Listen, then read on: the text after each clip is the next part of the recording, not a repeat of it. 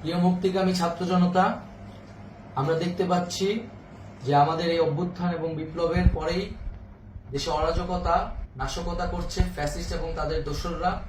আমরা দেখতে পাচ্ছি যে বিভিন্ন জায়গায় এখন গোলাগুলি চলছে, মন্দিরে হামলা হচ্ছে এবং নাশকতা ও লুটপাট করছে। আমরা মনে করি আমাদের যে ছাত্র নাগরিকদের অভ্যুত্থান তাকে নস্যাৎ করার জন্যই পরিকল্পিতভাবে এই ধরনের ঘটনা হচ্ছে।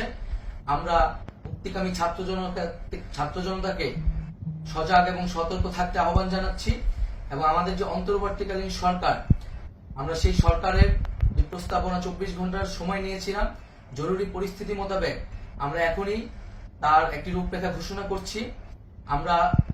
আমরা সিদ্ধান্ত নিয়েছি যে সর্বজন গ্রহণযোগ্য আন্তর্জাতিক খ্যাতিসম্পন্ন নোবেল পুরস্কার বিজয়ী ডক্টর মোহাম্মদ ইউনূসকে প্রধান উপদেষ্টা করে অন্তর্বর্তীকালীন সরকার গঠন করা হবে এবং ডক্টর মোহাম্মদ ইউনূসের সাথেও আমাদের কথা হয়েছে।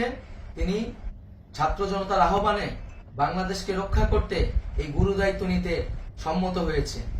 আমরা সকালের মধ্যেই আমরা এই সরকার গঠনের প্রক্রিয়া দেখতে চাই। রাষ্ট্রপতির কাছে আহ্বান থাকবে যে দ্রুত সময়ের মধ্যে ডক্টর মোহাম্মদ ইউনূসকে প্রধান উপদেষ্টা করে অন্তর্বর্তীকালীন সরকার গঠন করা হোক এবং এই অন্তর্বর্তীকালীন সরকারের বাকি সদস্যদের নামও আমরা সকালের মধ্যে ঘোষণা করব।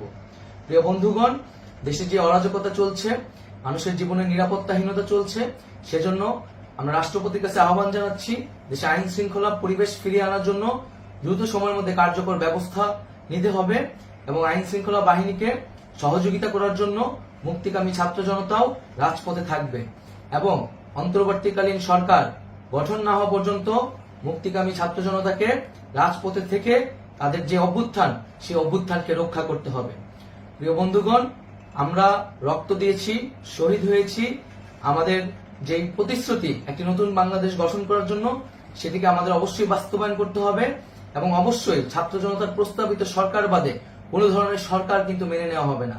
আমরা বলেছি কোনো ধরনের সেনা শাসিত সরকার অথবা সেনা সমর্থিত সরকার অথবা এই ফ্যাসিস্টদের দোসরদের কোনো বিটিম সরকার কিন্তু আমরা মেনে নিব না। কোনো গণবিরোধী সরকারকে মেনে নেওয়া হবে না। ছাত্র জনতার অভ্যুত্থানকারী যে প্রস্তাবিত সরকার, অন্তর্বর্তীকালীন সরকার, যেটা আমরা সিদ্ধান্ত উপনীত হয়েছি ডক্টর মোহাম্মদ ইউনূসকে প্রধান উপদেষ্টা করে এই সরকার গঠন করা হবে, সেই সরকারকেই বাস্তবায়ন করতে হবে অবিলম্বে।